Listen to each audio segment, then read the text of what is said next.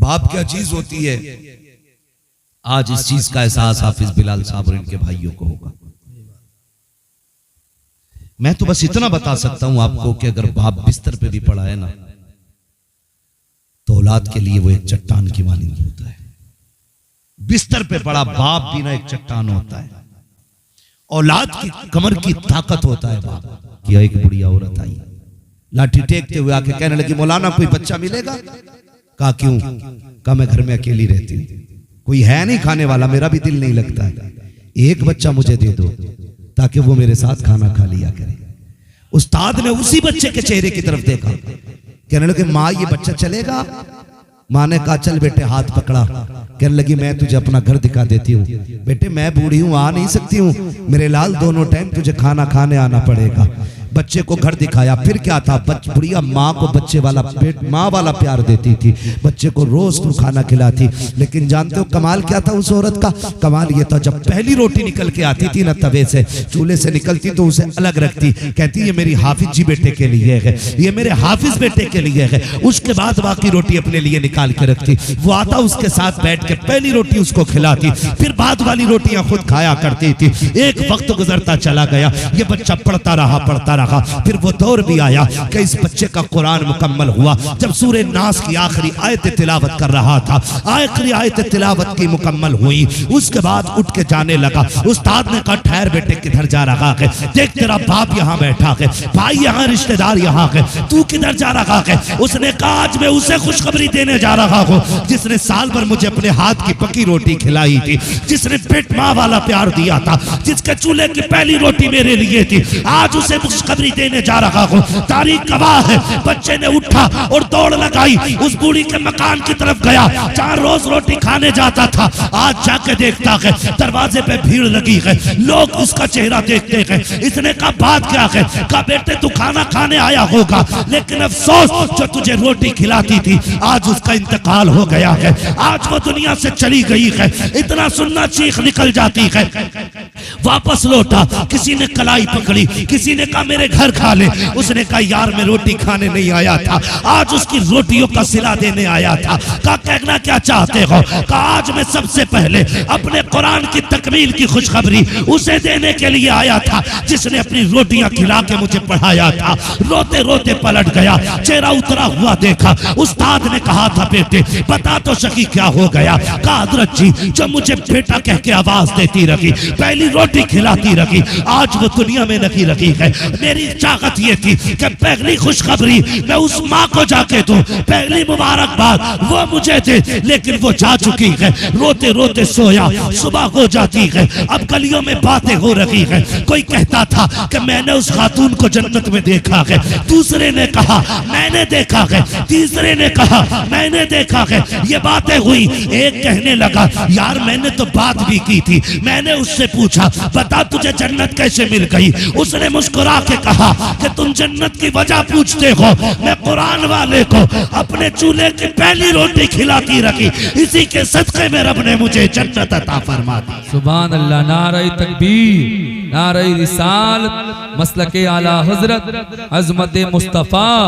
अजमत कुरान, ख्वाजा का हिंदुस्तान, हजरत मुफ्ती हम्माद रजा मुरादाबादी, उलमाए अहले सुन्नत। सुभान अल्लाह, इनकी निस्बतें बड़ी काम आती है, बड़ी काम आती है। अल्लाह तौफीक दे तो लग जाना इस काम में, और एक बेटे को कुरान वाला जरूर बनाना है। मैं तो मुबारकबाद पेश करता हूँ, बड़े अक्लमंद थे हाफिज बिलाल साहब के वालिद। एक बेटे को कुरान भी देके गए, कुरान भी देके गए। और बेटों से भी गुजारिश करूंगा, एक बाप कितनी मेहनत से औलाद को पढ़ाता है, कितनी मेहनत से पढ़ाता है। याद होगा ना, हमें सभी को याद होगा, हम छोटे थे, हमने कहा अब्बा मेला जाना है, कंधे पे बैठा के 3-3 किलोमीटर अब्बा मेले लेके जाते थे। आज साइकिल मोटरसाइकिल होते हुए हम बाप को नहीं बैठा सकते। 3-3 किलोमीटर दूर बाप कंधे पे बैठा के लेके जाता, चल बेटे। और एक बार उसने नहीं कहा था मैं थक गया उतर जाओ, एक बार उसने नहीं कहा उतर जाओ। हम जानते हैं और ये भी जानते होंगे और सारे उलमा जानते हैं, हमने जब जब मदरसे से अपने बाप को खर्चे के लिए फोन किया ना, उसने जेब झाड़ के नहीं दिखाई, उसने कहा तू पढ़ पैसे हम देंगे। वो कहां से लाया ये वो जानता है, कैसे किया ये वो जानता है, सिर्फ इसलिए ताकि मेरी औलाद को कुरान आ जाए। ये सोच के बेटों पे मेहनत की बाप ने। मैं तो हाफिज बिलाल साहब से एक बात कहूं और हर हाफिज बेटे से एक बात कहूं, वो बाप जो पूरी जिंदगी बेटे को कुरान पढ़ाने में मेहनत लगाता है ना, लेकिन वो इतना मसरूफ रहता है कि अपने बेटे से पूरा कुरान नहीं सुन पाता। उसे मौका ही नहीं दिया जिंदगी में। बच्चों के खर्चे, घर की जरूरतें कभी उसे चैन से लेटने नहीं देती। जब वो लेटने लगा तो फिर हम घर से बाहर निकल गए, इतना मौका ही नहीं मिला। कभी हम बाप से कहते अब्बा जो कुरान तूने पढ़ाया ना आज सुन ले। ओ भाई ये मौका बिस्तर पे नहीं मिलेगा। बाप कब्रिस्तान चला जाए ना, दुनिया मिट्टी डाल के आ जाए तो तुम्हें लौट के नहीं आना है। कहना अब्बा आज तू भी फुर्सत में गए, तेरा बेटा भी फुर्सत में गए।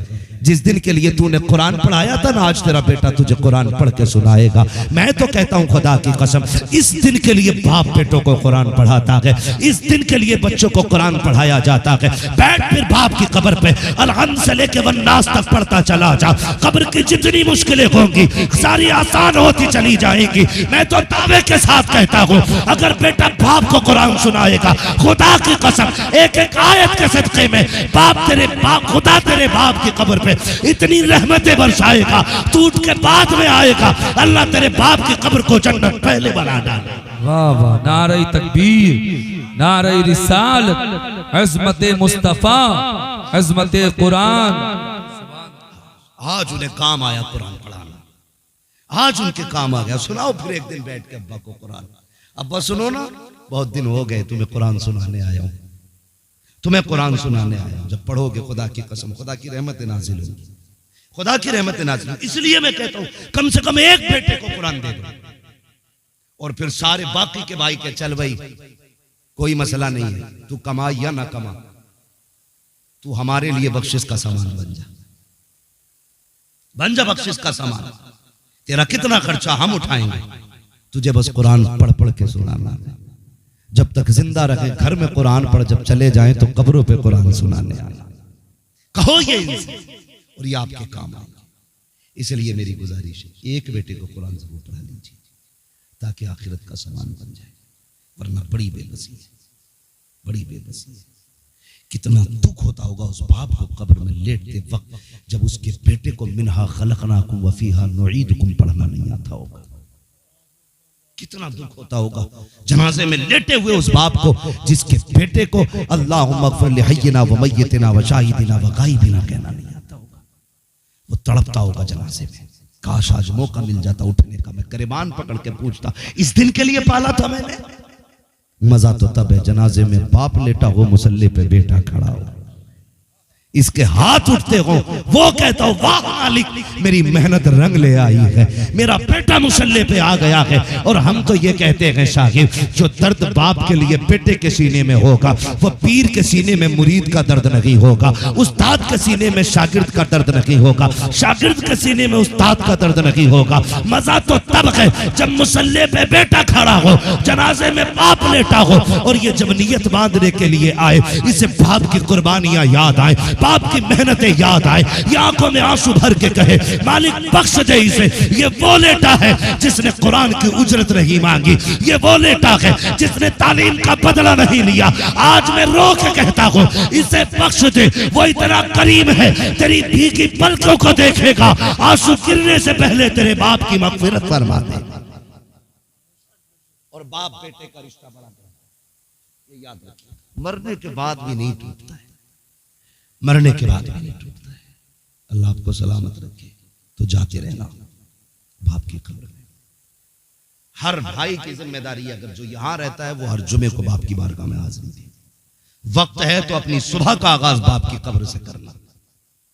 हाँ, बाप की कब्र से करना। वो तुमने नहीं बाप पढ़ा है हुजूर, मैंने नजर मानी थी कि अगर मेरी ये नजर पूरी हो गई ना तो मैं जन्नत की चौखट चूमूंगा। हुजूर जन्नत मिले न मिले पता नहीं किधर जाना है, क्या होना, हुजूर नजर मेरी वो मुराद पूरी हो गई है। नजर कैसे पूरी होगी? फरमाने लगे बाप जिंदा है, कहानी इंतकाल हो गया। फरमाया कब्र याद कहाँ है? वो भी याद नहीं। फिर हुजूर कब्र भी याद नहीं का गुमान करना, जहां कब्र हो ना, जहां कब्र का गुमान हो। फरमाया बाप की कब्र के पैरों की तरफ चूम लेना वो जन्नत की चौखट का नीचे का हिस्सा है, और बाप की कब्र का सरहाना चूम लेना वो जन्नत की चौखट का ऊपरी हिस्सा होता है। अपनी सुबह का आगाज बाप की कब्र से कर। हम तो खुल के कहते हैं जी। मैं एक बंदे को जानता हूं, नाम नहीं लूंगा क्योंकि ये सोशल मीडिया का दौर है, लोगों को बुरा लग जाता है। मुझसे एक कहने लगा कि कई दिन हो गए नुकसान पे नुकसान हो रहा है, 2-3 लाख का नुकसान हो गया 15-16 दिन में। क्या हुआ? मैंने कहा यार माँ की कब्र पे कब से नहीं गया है, बाप की कब्र का तो होश ही नहीं है, लेकिन जब से दफन हुई है माँ की कब्र पे नहीं गया। मैंने कहा फिर तावीज और वजीफा ना पूछ, जा हर जुमेरात को माँ की कब्र पे जाया कर। मुझसे कहने की बजाय ना उनसे जाके कहना अम्मा दुआ कर नुकसान हो रहा है, और उन्हें राजी करने का तरीका यह है हर 8वें दिन कुरान खानी करा।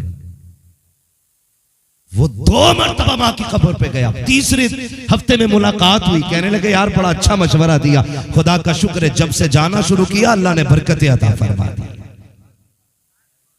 बरकतें अता फरमा दी। ये माँ बाप होते हैं। और तुम्हें एक बात और बता जाओ, अगर याद रखना चाहे तो चलूं थोड़ा सा आगे, हालांकि वक्त हो चुका है, कल फाता भी होनी है और काम का वक्त भी है, मैं सबकी जरूरतें भी समझता हूँ। हाँ, तो कब्रिस्तान में जो लोग चले जाते हैं वो अपने लोगों का नारे तकबीर, नारे रिसालत, अल्लामा अलहाज कारी यूसुफ जमाल साहिब क़िबला। माशाल्लाह कर सब तशरीफ ला चुके हैं, बस मैं बात खत्म करने लगा हूं। चलो आगे थोड़ा, समझ रहे हैं ना बच्चे मेरी बात? मेरे लाल बहुत गौर से सुन रहे, पूरी जिंदगी काम आएगी, पूरी जिंदगी काम आएगी। जिनका वक्त गुजर गया उनका तो गुजर गया, अभी हमारा है, हम कोशिश करेंगे इन बातों पे इंशाअल्लाह अमल करने की। तो जो कब्रों में चले जाते हैं ना, तो फिर वो इंतजार करते हैं, वो इंतजार करते हैं। जैसे हमारे बाप की कब्र है और हम नहीं गए, और पड़ोस की कब्र वाला कोई गया है तो कहते हैं मुबारक हो यार तेरा बेटा आया है, और जब पलट के आता है तो उससे कहते हैं जा हमारे घर जाना ना, मेरे बेटे को भेज देना, उसकी बड़ी याद आ रही है, मेरे पोते को भेज देना, बड़ा प्यारा लगता था मुझे, मेरे नवासे को भेज देना, उसकी बड़ी याद आती है। लेकिन चूंकि एक फासला हो चुका है हमारी दुनिया और उस दुनिया के अंदर, वो कहता है हम सुन नहीं पाते हैं। कभी पोते को बुलाया जाता है, कभी नवासे को बुलाया जाता है, जिनसे वो दुनिया में प्यार करता था, एक एक बंदे का इंतजार करता है। और खुदा तुम्हें तौफीक दे, दुनिया के रंग रोगन से निकलना, एक दिन कब्रिस्तान जाया करो, अपनों की कब्र पर ठहरा करो, उनसे बातें किया करो, तुम्हारे बैठने से उन्हें राहत होती है। और फिर जो तुम्हें मांगना हो उनसे कहना अब्बा ये चाहिए, दुआ कर देना। जब तुम पलट के चलते हो, बाप हो या माँ हो, फिर वो हाथ उठा के कहता है ये मेरे मालिक, ये मेरा बेटा है। जब ये दुनिया में मैं था, मेरे पास आता था, ये बाहर जाता था, मैं 20 रुपए इसको देता था, मैं 50 इसको देता था। जब कभी मेरे पास आया, मैंने तकिए के नीचे से केला निकाला, सेब निकाला, मैंने कहा बेटे चुपके से खा ले, कोई देख ना ले। कभी मेरे बिस्तर से खाली नहीं गया, आज ये मेरी कब्र से खाली जा रहा है। मालिक मुझे गैरत आ रही है। रब फरमाता फरिश्तों इससे पूछो ये चाहता क्या है, तो वो पूछता है बंदे से बता तेरी क्या मर्जी है, तो वो ये कहता है बाप अगर मेरे पास पावर होती तो मैं खाली नहीं जाने देता। ए मेरे मालिक मैं तो नहीं दे सकता, मगर तू तो दे सकता है, तू तो दे सकता है, मालिक अपने करम से दे। अल्लाह कहता फरिश्तों जब ये बाप के पास आता था वो अपनी ताकत से देता था, आज हम अपनी शायान शान इसे देंगे, हम अपनी शायान शान देंगे। फरिश्ते कहते मालिक क्या देना चाहता है? रब फरमाता इसका नाम अमाल निकाला जाए, नाम अमाल निकाला जाता है।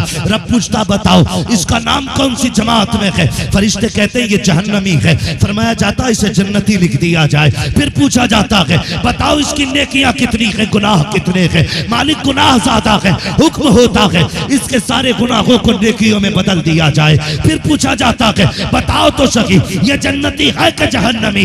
का दफ्तर तो ये कह रहा है कि ये जहन्नमी है, हुक्म होता है इसे जन्नती लिख दिया जाए। पूछा जाता है ये हमारे दोस्तों में है कि दुश्मनों में? फिर आवाज आती है ए मेरे मालिक ये तेरे दुश्मनों में है, हुक्म होता है हमारे दोस्तों में नाम डाल दो। फरिश्ते कहते मालिक आज ही आया है, इतने इनामात दिए जा रहे हैं, कितना देगा?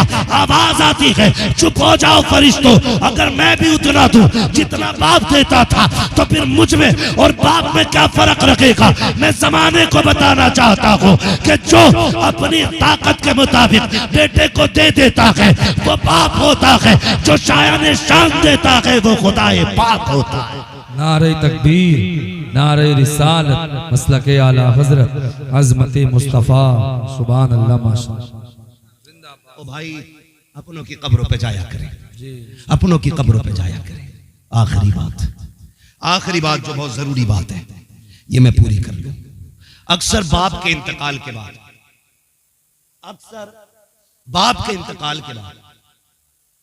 बाप यूं समझे एक जड़ है। क्या है? बोले थक गए पीछे वाले लोग। मजबूरी में तो कोई नहीं बैठा ना। ऐसा तो नहीं है कि ये कुर्सी हटेंगी तब बिस्तर लगेगा तभी लेटने मिलेगा।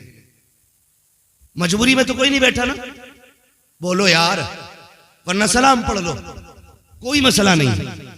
बोले जरा, मजबूरी में तो नहीं बैठे। चलूं मैं आगे। बाप एक जड़ की तरह होता है। जब बाप इंतकाल कर जाता है ना, तो फिर टहनियां बिखर जाती है। जब तक बाप मौजूद रहता है ना, फिर औलाद एक दरख्त से जुड़ी हुई शाखों की तरह होती है, और जब बाप चला जाता है तो वही शाखें बिखरे हुए पत्तों की मानिंद हो जाती है। मैं सारे भाइयों से गुजारिश करूंगा, बाप गया है तो ये चमन बिखरना नहीं चाहिए, ये मोहब्बतें टूटनी नहीं चाहिए, दूरियां नहीं बढ़नी चाहिए। दौलत, जायदाद, पैसा, ये अपनों के सामने कुछ भी नहीं होता है। ये अपनों के सामने कुछ भी नहीं होता है। अगर किसी का भी कोई काम है और एक कमजोर है तो सारे भाई साथ लग के काम करें। लोग कहते हैं जी मौलाना, मैंने अपने अब्बा के 40 में बना 50 डेगे बनवाई थी, बड़ा लोग खा के गया, बड़े लोगों ने खाया, बड़े लोगों ने खाया। अच्छी बात है, गरीबों को खिलाना, कुरान वालों को खिलाना अच्छी बात है, लेकिन अमीरों को खिलाना अच्छी बात नहीं। नोत के खिलाना ये कतई नाजायज बात है। दावत के तौर पे वलीमे की तरह दावतें देना ये कतई गलत बात है। ये मसला क्या हज़रत में नहीं, मैं आपको बता रहा हूं, मैं जो बात कह रहा हूं वो समझे। ये ठीक है कि आप गरीब को 4 देगे 5 देगे खिलाएं, लेकिन तुम्हें क्या लगता है अब्बा खाली बिरयानी खिलाने से राजी होगा? खुदा की कसम, तुम्हारी बिरयानी खिलाने से अब्बा इतना राजी नहीं होगा जितना सगे भाई को अपने प्लेट में अपने साथ खिलाने से अब्बा कब्र में राजी होगा। ये असल होता है। जो बेटों को वो छोड़ के गया है वो इस बात से राजी नहीं होगा हर बेटा अलग अपना भगोना बनाए। वो इस बात से राजी होगा मेरे सारे बेटे एक न एक दिन साल में एक जगह बैठ के एक साथ रोटी खाया करें। ये चीज बाप को सबसे ज्यादा राजी करेगी। इस पे ध्यान सभी को देना, यहां से लेकर पीछे तक पूरा मसला। बाप के इंतकाल के बाद भगोनों में इतनी खुशी नहीं बाप की जितनी परिवार के इकट्ठा होने में खुशी होती है। दूसरी बात, इसी की बात जो एक बात की, इसी का अगला हिस्सा में बयान करूं। बाप के इंतकाल के बाद बहनें मोहताज नहीं होनी चाहिए। बहनें मोहताज नहीं होनी चाहिए। मुझे नहीं मालूम है कि आपकी बहनें हैं कि नहीं है ना? माशाअल्लाह, अल्लाह ने 3 बहनें और 5 भाई भी सलामत है। अल्लाह हाजी साहब के इस पूरे परिवार को सलामत रखे, इस चमन को अल्लाह शादो आबाद रखे। तो मैं एक बात सभी से कह रहा हूं, ये नहीं मैं बिलाल साहब से या इनके भाइयों से, मैं सारे हुजूर की उम्मत के नौजवानों से जो यहाँ बैठ के सुन रहे हैं उनसे भी, और जो सोशल मीडिया के जरिए हिंदुस्तान दुनिया में कहीं भी सुनते, मैं सभी से ये कह रहा हूं, भाई बाप के इंतकाल के बाद ना बहनों को लावारिस नहीं बनाना है, लावारिस नहीं बनाना। अक्सर लोग कहते हैं जब बाप चला जाता है तो बेटियों का महका उजड़ जाता है, लेकिन हमें ये मिसाल बदल देनी है, बदल देनी है। जिस भाई को भी पता चले बहन आ रही है, उसकी जिम्मेदारी है वो याद रखे जब बहन आती थी तो अब्बा कहां जाके खड़ा होता था, जब बहन आती थी तो मेरा बाप कहां खड़ा होता था। अगर तुम्हारा बाप यहां से निकल कर रोड पे जाता था तो दौड़ के रोड पे पहुंच जाओ, अगर वो बस स्टैंड पे जाता था तुम बाइक उठा के वहां चले जाओ, उसको देख के मुंह ना बिगाड़ना, ऐसे चेहरे से इस्तकबाल करना कि तुम्हारे चेहरे के अंदर उसे बाप का चेहरा दिखाई दे जाए। खुदा की कसम वो तेरे लुकमे खा के राजी नहीं होगी, तेरे चेहरे में बाप का चेहरा देख के मुस्कुराने लगे। असल काम ये करना है, असल काम ये करना है। और आपके दरवाजे पे आपकी बहन राजी हो गई ना, तो कब्र में सिर्फ बाप राजी नहीं होगा, मदीने में रसूल पाक भी राजी होंगे, खुदाए पाक भी राजी होगा। तो ये जिम्मेदारी वाले काम जो सबसे ज्यादा हमारी कौम के अंदर तबाही फैला रखेगा। अल्लाह तौफीक दे, परिवार को बिगड़ने नहीं देना है, बिखरने नहीं देना है, मोहब्बतें बांटनी है, एक दूसरे से प्यार करें, एक दूसरे से मोहब्बत करें। माँ बाप बड़ी दौलत है, इसकी कद्र करें। अगर माँ बाप पे बात करता तो और भी कई घंटे चाहिए थे। बस एक यूं समझ लें, मेरे हुजूर अपने चचा के साथ चल रहे थे ना, तो हुजूर के चचा हुजूर के अदब में पीछे थे। हुजूर ने कलाई पकड़ के कहा, चचा मेरे पीछे ना चला करो, तुम मेरे पीछे चलते हो तो लगता है कि मैं अपने बाप के आगे चल रहा हूँ। चचा ने कहा, या रसूल अल्लाह ऐसे क्यों? कहने लगे, लोग कहते हैं तुम्हारा चेहरा मेरे बाप के चेहरे से मिलता है। हुजूर ने चचा की इतनी इज्जत की है, चचा की हुजूर ने इतनी इज्जत की। जिसने चचा को इतना एहतराम दिया हो, अगर बाप उसका तौर पाता तो वो बाप को कितनी इज्जत देता। अब हम सब की जिम्मेदारी बनती है अपने माँ बाप की इज्जत करें, कद्र करें। फरमाया गया, वक़ज़ा रब्बुका अल्ला तअबुदू इल्ला इय्याह व बिल वालिदैनि इहसाना। तुम्हारे रब ने फैसला फरमा दिया कि तुम्हें इबादत सिर्फ अल्लाह की करनी है, और इबादत के बाद जो सबसे पहला काम करना है वो अपने माँ बाप के साथ हुस्न सलूक करना है, अपने माँ बाप के साथ हुस्न सलूक करना। गोया मशीयत का इरादा ये, पूरी रात खड़े होकर इबादत करो, लेकिन सुबह को तुमने बाप को घूर के देख लिया, मैं तेरे सजदे तेरे मुंह पे मार दूंगा।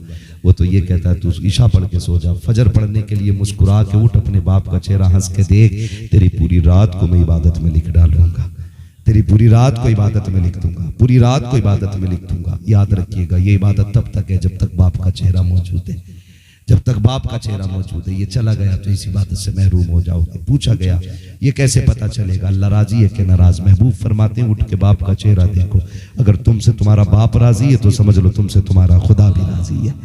फरमाया, अगर बाप नाराज है तो समझ जाओ खुदा भी नाराज है। खुदा की नाराजगी का पता बाप की नाराजगी से चलता है, खुदा की रजा का पता बाप की रजा से चलता है। अब मेरी गुजारिश हर शख्स से है, उम्मीद करता हूँ हर शख्स अपने बाप की इज्जत करेगा, हर कोई अपने बाप की कदर करेगा। उन्हें कभी ताना न देना, उन्हें कभी जलील न करना, उन्हें कभी डांटना मत, उनके साथ खड़े रहना। मैं तो कहता हूँ माँ बाप के साथ फ्रेंडली रहा करो, फ्रेंडली रहा करो। कभी कंधे पे हाथ भी रख के कहा करो, अब्बा बताओ कैसी कट रही है। कभी 5 मिनट देख के पूछा करो, जवानी के दिन बताओ, बताओ तुम्हारे कौन यार थे। कभी पूछा करो उनसे ये भी, खुदा की कसम तुम्हारे जो कैप्सूल और बोतलें होती है ना, उनसे उनको इतनी एनर्जी नहीं मिलती जितने तेरे प्यार के लहजे से उनको ताकत मिला करती। तो आप अपने बाप के साथ इस तरह रहे, फ्रेंडली रहे। हर कोई फ्रेंडली ना रहे, ये नन्हे मुन्ने फ्रेंडली ना रहे। कभी एक कंधे पे हाथ रख, तुम्हें अदब कर। और मैं, बच्चे बैठे हैं, मैं इनसे ये बात भी कह जाऊं, मेरे लाल अगर मोबाइल चलाते हो ना तो स्कूल में चलाना, उससे ज्यादा कोशिश करें कि आप किताबें पढ़ें।